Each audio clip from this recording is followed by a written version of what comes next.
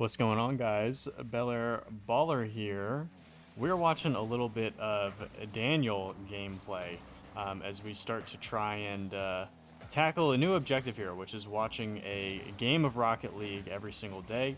And I'll just, give you guys some core stats, some feedback, some perspective on it as we go. Why are we starting with Daniel? And secondly, why this game? Well, Daniel's got a lot of buzz recently. G2 are one of the early favorites heading into this fall major, rightfully so. The three-headed Hydra is going to get scored on right there by a very good TSM team. And that leads us to the second question, which is why this game?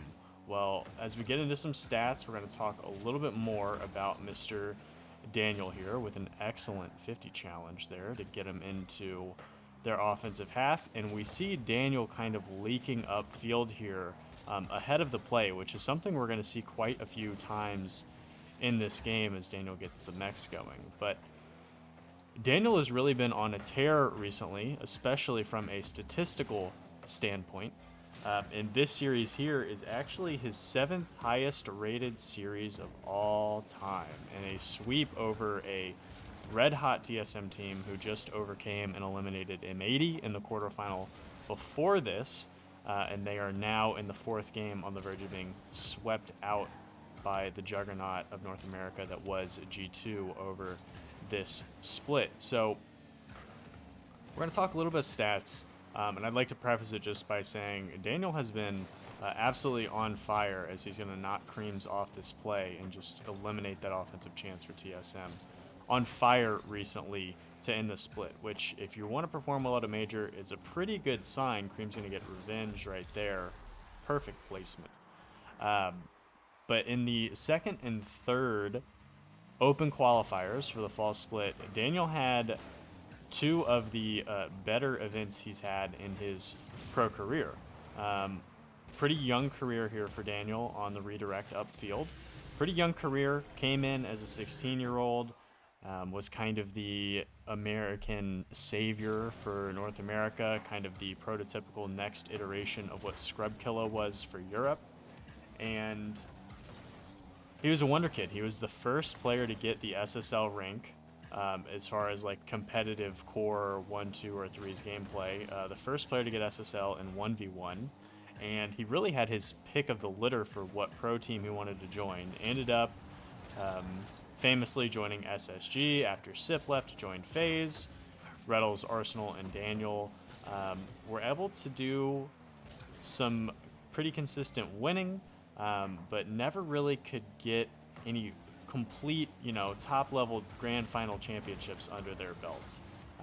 Daniel has played in 18 A-tier events, so those are main events not counting LANs. And of those 18 events, he has 3 wins. None of them came with SSG. 2 of them have come with G2 this split, and 1 of them was with version 1 when they missed in late last year.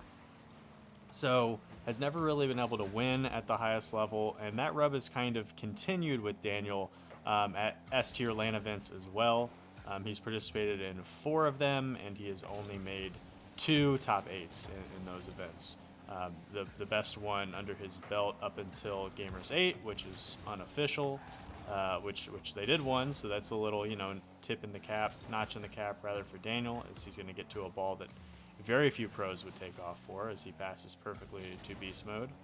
A little feather in the cap for Daniel winning that Gamers 8, but the best event he had before that was, I think they got 4th place when they played against Team Queso, the old superpower of Rise Joy of Atira.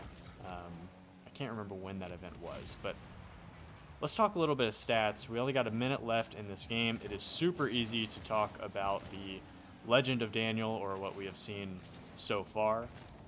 As good idea there to bump Wavy off the play. Doesn't work out for him, not enough momentum, as we see TSM kind of pulling ahead here. And spoiler alert, Daniel's going to answer right back. So I don't want to just number vomit at you guys here. So I pulled a couple of stats. I pulled a couple core stat lines.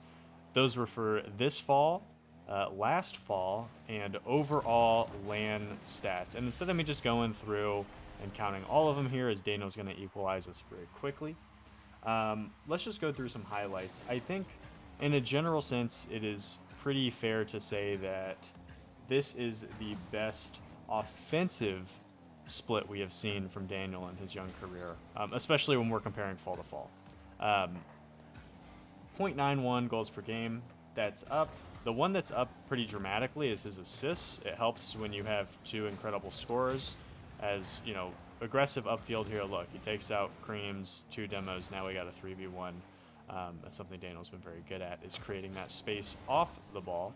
But that assist number, 0.56 per game, that's always been the rub on Daniel. If you look statistically, we all know that he's an incredible goal line defender. The save numbers are always there. The goals can be there when he gets cooking.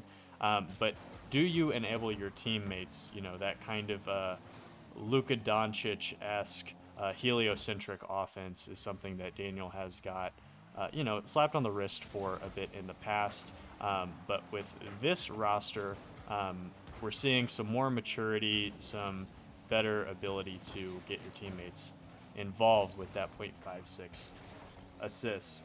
All the rest of the stats, honestly, are still pretty close. The save number is down by about half a save per game, which makes sense if you're creating this much offense and both of your teammates are gifted defensively as well, and Daniel is spending so much time upfield ahead of the play.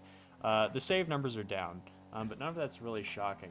And to be honest with you, the LAN numbers are pretty solid too. They don't dip or rise too much. The big one, I would say, is the shots per game goes down, which is, you know, what we like to see. I guess what I'm trying to say is Daniel, for his lack of winning at S-tier events, has never really gotten statistically that much worse. Sometimes we've actually seen him be what looks like the only bright spot is, oh my god, beast mode, what a save to keep this game alive. So nothing really to worry about there about, like, you know, LAN nerves or anything, at least statistically, that stands out. And Daniel gonna get control on that one. How in the world does he do it? They gotta be careful about the flip reset, and he's gonna put it away for the win here. And let's look at the stats real quick.